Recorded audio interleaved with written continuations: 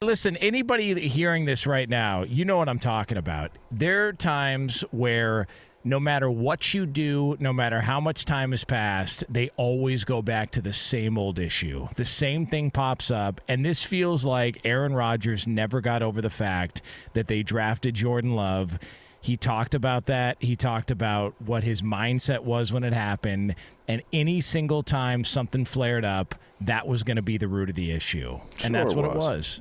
And it just, the dynamic completely changed. The clock got started on Aaron Rodgers' departure in Green Bay at that time, and he just happened to go out and throw an FU with two middle fingers in the air to them and have two MVP seasons. And to your point, the second he slipped even a little bit, and it wasn't like he was bad last year. He wasn't MVP level, but it wasn't like he was bad. That was all the room the Packers needed to decide, you know what, I think we're going to go in a different direction. Done.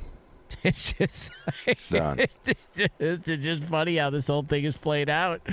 It's funny to see how two guys just cannot seem to figure out any sort of dynamic to their relationship to try and make it work for the betterment of the team or the organization. And for the people listening in Wisconsin right now, and we're on there, the first hour of the show is aired in Wisconsin statewide. Man, oh, man, this story, I don't know if this is worse than the Brett Favre departure, because that felt like, well, now he's going to go to the Jets, and then he's going to the Vikings. The Rodgers stuff felt like it was a 2 to 3 year buildup towards what was always going to be the conclusion, somebody not being able to get over what happened in the past. That's what it felt like. Yeah, I think the Brett Favre was worse. Because it was just, it almost turned into, it wasn't almost, it turned into like a tabloid beef.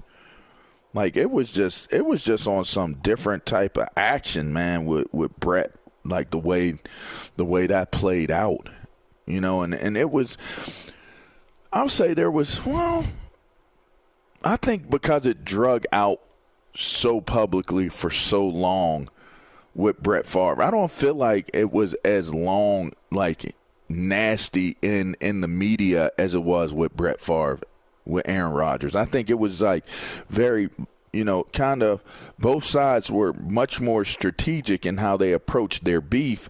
And I think it was because they had the blueprint of Brett Favre, both sides.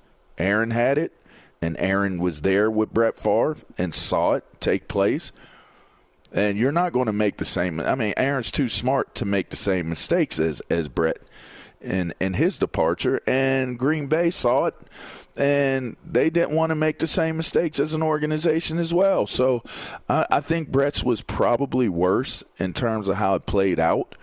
But make no mistake about it, when you're the best football player, and at that point in time, you got to say Brett Favre was the best football player that had ever played for the Green Bay Packers. I know people will throw Bart out there or whatever, but I think that Brett Favre had earned the title of probably, I mean, if not the best, he was definitely in the conversation of it.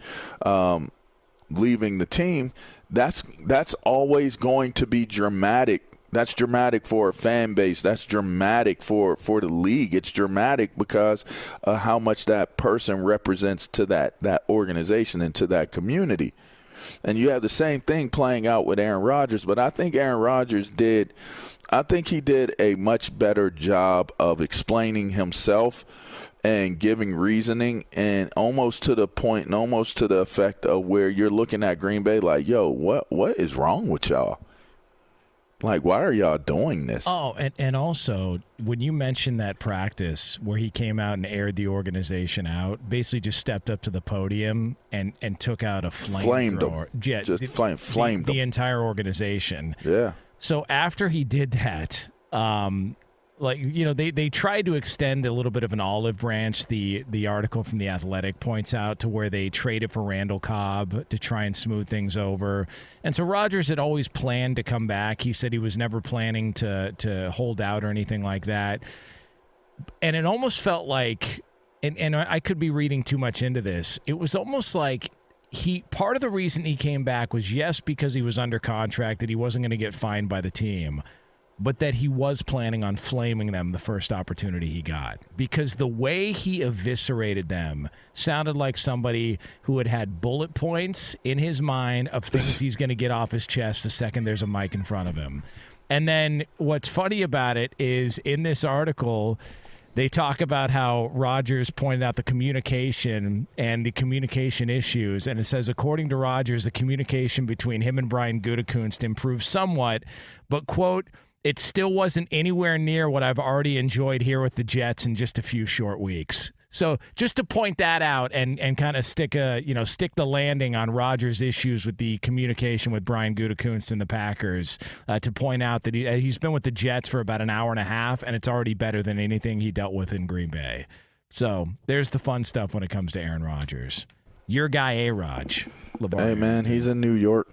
If he makes it work with his old ass in New York, it's going to get pretty. It's going to get pretty interesting for him. It's funny, man. It's a great market to be Aaron Rodgers in, and it would be an even greater market if he brought winning to that team in particular. I mean, he's going to run it, and it will only take one season for that to happen. Think about that. It's taken a whole entire career for him to get to the point of where he would be an untouchable, and seemingly in Green Bay, but bringing that reputation to New York City, and for Gang Green, they have had a very loyal fan base, a very intense and passionate fan base. If Aaron Rodgers brings that to that franchise and to that community, bruh, 1-2 seasons and going to the Super Bowl, or 1-2 seasons. If they won the Super Bowl, he'd only need 1-2 seasons. Yeah, that's it. That's it. Yeah. In fact, I'm not even like, I just said he's going back to Green Bay. Man, I ain't going back. If it was F me, then it's F you. So I'm not going back. Forget Green Bay. I know I had my Hall of Fame career at Green Bay, but I got a Super Bowl with goddamn Gang Green. Go New York. I ain't leaving New York. New York City, please don't on me tonight. Like, I'm New York City all the way. Broadway Aaron. You know what I mean? Like, come on, man. Yeah, it's over. It's and you know what I've also noticed about this, and this could be, I may be giving Rodgers too much of a sinister approach to this whole breakup between him and the Packers. It does feel like, though, the way he's talking, he's making it evident. There's a reason, and he's doing it to Packers fans who are listening in Wisconsin, understand what's happening. Aaron Rodgers is pointing out the fact that the reason I'm not here is still there. And so if things don't work this year for you, but they work for me in New York, you got to live with the fact that that guy caused the problem. And he's been adamant that there's a clear divide. The divide still exists. And the reason the divide happened is still in Green Bay and still the GM of the Packers. So a lot of strategy here towards this breakup between. Because he probably knows that Jordan Love isn't going to play well. Oh, geez. So the first opportunity, that the fans see that Jordan Love was not the answer, he's not putting it on Jordan Love. He's putting it on Gutekunst. Right.